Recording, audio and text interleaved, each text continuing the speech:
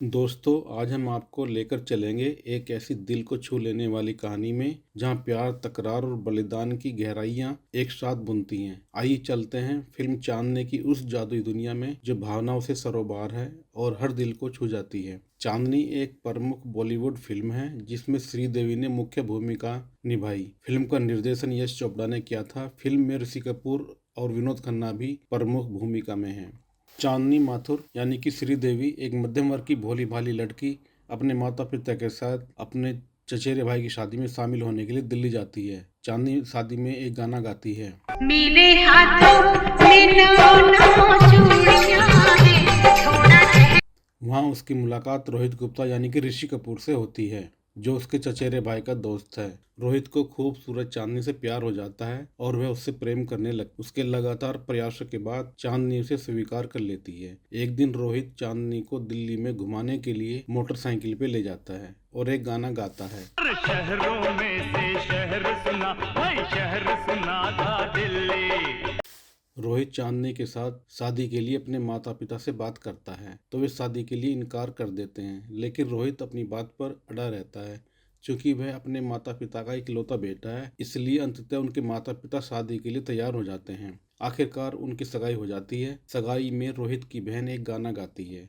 मैं ससुराल नहीं जाऊंगी, डोली रख दो कहा। फिर रोहित की बहन चांदनी से गीत गाने के लिए कहती है। साल नहीं जाऊंगी, डोली रख दो कहा। गुप्ता का परिवार चांदनी को उनके सामाजिक स्तर के अंतर के कारण पसंद नहीं करता, लेकिन इसके बावजूद दोनों के मिलने का सिलसिला शुरू हो जाता है। एक दिन चांदनी रोहित से पूछती है, शादी के बाद हम कहाँ चलेंगे? रोहित मुस्कुराकर जवाब देता है, स्विट्जरलैंड। इसके बाद दोनों ख्वाबों की दुनिया में खो जाते हैं और खुद को स्विट्जरलैंड की खूबसूरत वादियों में घूमते हुए पाते हैं। इसी बीच दोनों एक सुरीला गीत गाते हैं।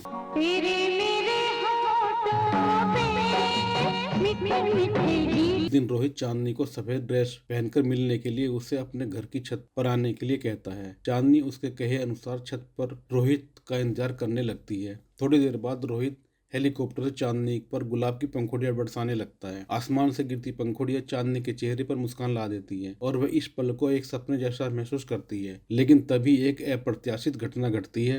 हेलीकॉप्टर का संतुलन बिगड़ जाता है और वह दुर्घटनाग्रस्त हो जाता है। चांदनी चीख पड़ती है और दौड़कर नीचे जाती है। इस भयानक दुर्घटना में रोहित का दाहिना हिस्सा लकवाग्रस्त हो जाता है। गुप्ता परिवार इस हादसे का सारा दोष चांदनी पर मढ़ देता है और उसके साथ बुरा व्यवहार करने लगते हैं। वे उसे अपमानित करते हैं और कहते हैं कि वह उनका घर छोड़ दे। लेकिन चांदनी जो रोहित से सच्चा प्यार करती है, यह सब सहती है। वह रोहित की देखभाल में लग जाती है, दिन रात उसकी सेवा करती है। गुप्ता परिवार के अपमान को देखते हुए रोहित, जो अपने परिवार के दबाव और चांदनी की इज्जत की खातिर दिल पर पत्थर रखकर चांदनी से रूखा व्यवहार करने लगता है और सख्त लहजे में कहता है, अब हमारा कोई संबंध नहीं है, मुझे अपनी जिंदगी से बाहर कर दो, तुम्हें तुरंत निकल जाना चाहिए। चांदनी रोहित के बदलते व्यवहार से टूट जाती है। आखिरकार चांदनी भारी मन और आंसुओं के साथ घर छोड़कर चली जाती है। चांदनी के जाने के बाद दोनों एक दूसरे को याद करते हैं।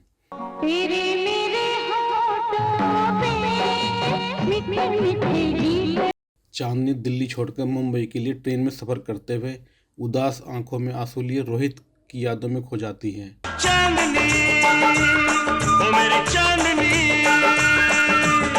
चांदनी एक ट्रैवल एजेंसी में काम करने लगती है। एक दिन चांदनी अपनी सहेली के साथ बस स्टैंड पर बारिश में भीग रही होती है। तभी वहां से ललित खन्ना, ट्रैवल एजेंसी के मालिक, गुजरते हैं। ललित की नज़र चांदनी पर पड़ती है जो बारिश में भीगकर मुस्कुरा रही होती है। वह चांदनी और उसकी सहेली को अपने घर ले जाने की पेशकश करते हैं। चांदनी को ललित की यह मदद अनअपेक्षित और स्नेह भरी लगती है और वह उनके साथ चली जाती है। ललित चांदनी को देखता है और अपनी पत्नी को याद करके उदास हो जाता है और एक गाना गाता है।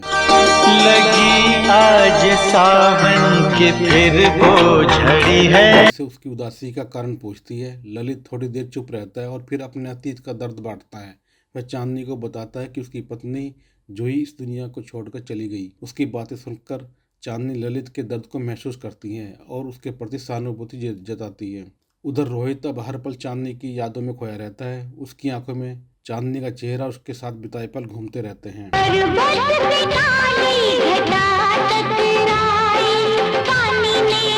डॉक्टर की सलाह पर रोहित अपने इलाज के लिए स्विट्जरलैंड जाकर इलाज कराता है, जहां उसे धीरे धीरे सुधार महसूस होने लगता है।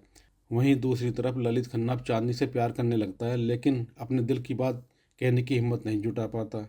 ललित की माँ भी चांदनी को अपनी बहू बनाने की इच्छा रखती है। ललित एक व्यापारिक काम के सिलसिले में स्विट्जरलैंड जाने की तैयारी करता है। चांदनी उसे एयरपोर्ट तक सीओप करने आती है और दोनों के बीच एक खास लेकिन अनकहा रिश्ता महसूस होता है। स्विट्जरलैंड में ललित यानी कि विनोद खन्ना की मुलाकात एक होटल में रोहित यानी ऋषि कपूर से होती है। दोनों एक दूसरे की कहानी सुनते हैं और दिल के जख्मों को बांटते हैं। रोहित कहता है, जिंदगी ने मुझे इतना प्यार दिया कि मेरी झोली भर गई, लेकिन मेरा एक्सीडेंट हो गया और मैं अपाहिज हो गया। मैंने सोचा मेरी ज़िंदगी तो तबाह हो गई है, उन उसकी खुशियों को क्यों ख़त्म करूं, इसलिए मैंने खुद ही उसके साथ रिश्ता तोड़ दिया। अब मैं ठीक हो गया हूं, बस उसी दिन का इंतजार है जब हम आमने सामने होंगे। ललित कहता है, मेरी कहानी बस चंद लफ्ज़ों की है। कहते हैं पहला प्यार कभी भुलाया नहीं जाता और उसकी याद आज भी मेरी आंखों बंद करते ही सामने आ जाती हैं। किस्मत ने खुशी के कुछ ही पल दिए थे, पर वह ऐसी बीमार हुई कि ठीक नहीं हो सकी।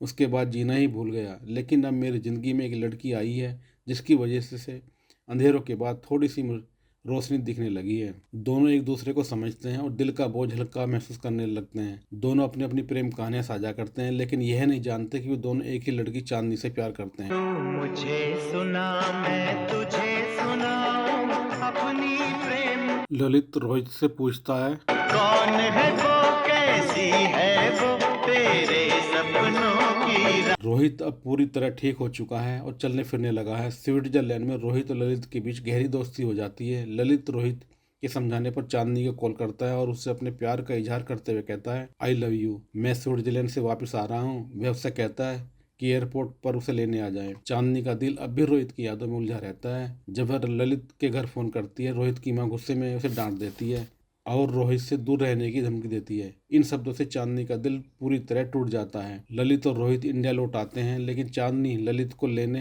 एयरपोर्ट नहीं जाती। ललित घर आकर उसे शादी के लिए प्रपोज करता है, जिसे वह मजबूरी में स्वीकार कर लेती है। ललित की माँ इसे देख खुश होती है। उधर ठीक हो चुका रोहित चांदनी से मिलने उसके घर आता है। दरवाजा खुलते ही दोनों हैरान हो जाते हैं। रोहित बताता है कि अब वह पूरी तरह ठीक है और चांदनी को शादी के लिए प्रपोज करता है। चांदनी रोहित को बताती है कि वह ललित से शादी करने का निर्णय ले चुकी है और रोहित को उसके पिछले व्यवहार की याद दिलाती है। रोहित पछतावे के साथ उसे शादी का आशीर्वाद देकर चला जाता है। वह ललित से कहता है कि वह मुंबई छोड़कर दिल्ली लौटने का फैसला कर चुका है। ललित उसे शादी तक रुकने का आग्रह करता है। तभी चांदनी अचानक ललित के घर पहुंचती है और रोहित और चांदनी की नजरें मिलती हैं, लेकिन वे अजनबी होने का नाटक करते हैं। ललित को इस अजीब माहौल का कोई अंदाजा नहीं होता। वे दोनों एक दूसरे को परिचय करवाता है और खुश होकर कहता है, चांदनी है मेरे सबसे अच्छे दोस्त हैं रोहित, और रोहित ये है चांदनी जिसे मैं प्यार करता हूँ। यह सुनकर रोहित और चांदनी दोनों ही अंदर से टूट जाते हैं। शादी के दिन रोहित नशे में धुत होकर सीढ़ियों से नीचे गिर जाता है। पर आकर चांदनी उसे गले लगाकर रोने लगती है और ललित को समझ आता है कि चांदनी रोहित से प्यार करती है। अस्पताल में रोहित को होश आने पर ललित अपने प्यार का त्याग कर उसकी शादी करा देता है। चांदनी और रोहित हनीमून के लिए स्विट्जरलैंड चले जाते हैं। उन्हें जाता देख ललित और उसकी माँ दुखी होते हैं। ललित निराश होकर कहता है, मेरी किस्मत में प्यार नहीं और तुम्हारी किस्मत में बहू नहीं। उसके शब्द सुनकर उसकी माँ भावुक हो जाती है। ललित अपने प्यार को याद करते हुए एक गीत जो शायद उसके दिल के दर्द को बयां करता है, गुनगुनाने लगता है। लगी आज सावन की फिर वो झड़ी है। उधर रोहित और चांदनी स्विट्जरलैंड की खूबसूरत वादियों में अपनी कार में घूम रहे होते हैं। कार में रोहित और चांदनी एक गीत गा रहे होते हैं। चांदनी, ओ मेरी चांदनी। दोस्तों, अगर आपको चांदनी फिल्म की यह कहानी पसंद आई हो तो वीडियो को लाइक और कमेंट जरूर करें और चैनल को सब्सक्राइब करना ना भूलें। धन्यवाद।